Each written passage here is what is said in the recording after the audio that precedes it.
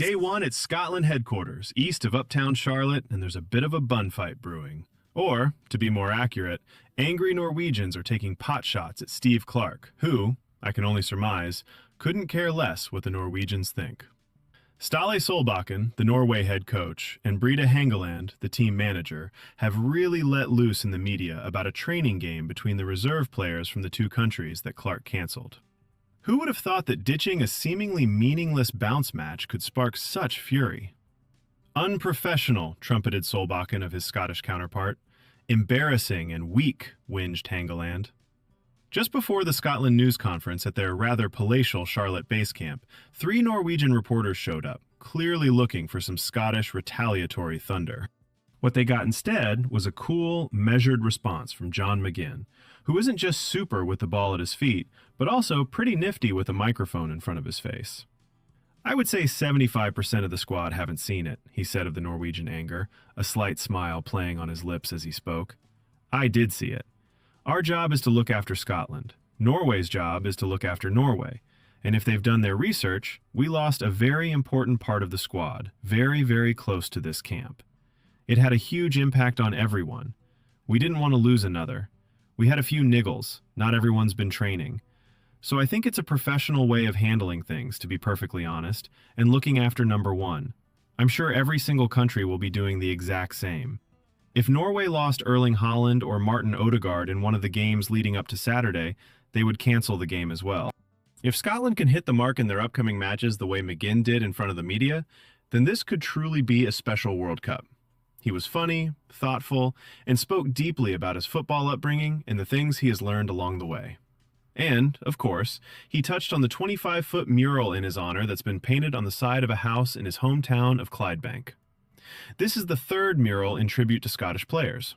Scott McTominay's overhead kick against Denmark is on the end of a tenement building near Hampden, and the people of Liverpool have paid their own tribute to their former son, Andy Robertson, on a house near Anfield.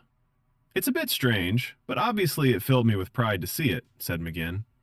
All my little cousins, my nieces, and nephews have had a look. Hopefully, it can inspire young kids from Clydebank to know that one of their own is on the world's biggest stage. Actually, the person's house it's on, I went to school with their son. He might feel a bit weird, but it's on Jake Anderson's house. A generation's missed out, but thankfully, this generation of children will see us on the side of buildings. Shoe Plattler learnings, and coming up with big moments. McGinn is truly the darling of the Tartan Army, with the Super John McGinn song being as much a part of their world as kilts and a good drink. He's the one, more than all others, whom fans identify with. A superstar with his feet firmly on the ground, a player they feel they know even if they don't. 2 years ago, at the Euros, he arrived at Scotland's training centre in Garmisch-Partenkirchen and performed a Bavarian dance called the Shoe Plattler at the welcoming ceremony, Tyrolean hat on his head, oompa music playing. It was all good, light-hearted stuff.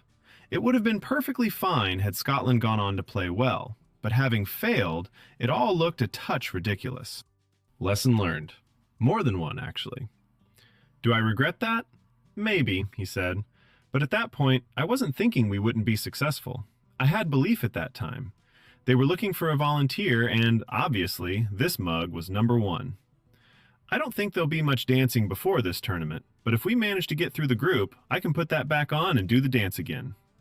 Personally, I'll do certain things differently. I didn't play at my best in the last 2 major tournaments, alongside probably some others in the group.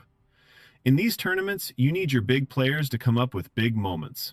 I'll enjoy the excitement building up to it, but as it gets closer, I'll focus on the game and not the occasion.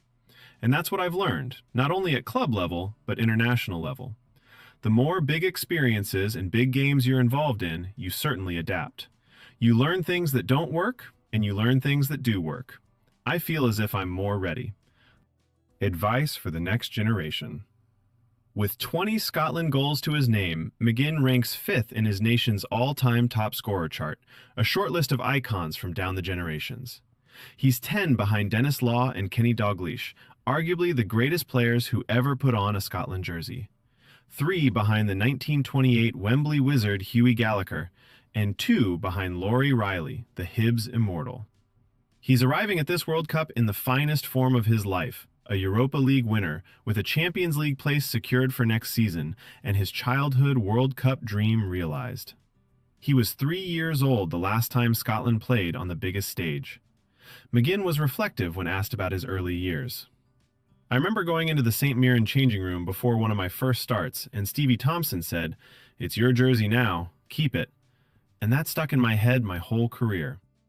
What Thompson said to McGinn then, McGinn is saying now to the younger members in Clarke's squad, Tyler Fletcher and Finlay Curtis, both age 19. Finlay turns 20 on Tuesday. And Ben Gannon-Doak, age 20. If these boys get a chance to get their jersey, whether that's mine, McTominay's, Che Adams, it's theirs to keep. That's what you want in any club, any nation. We all want the one thing, and that's the country to be successful. So the young players aren't here to make up the numbers. They're here to make an impact and start their own careers with Scotland. And if that means taking someone out of the team, that's their job. In McGinn, they have the best mentor they could possibly have. A player with fire and class and belief. A leader who's waited his entire career for weeks like these.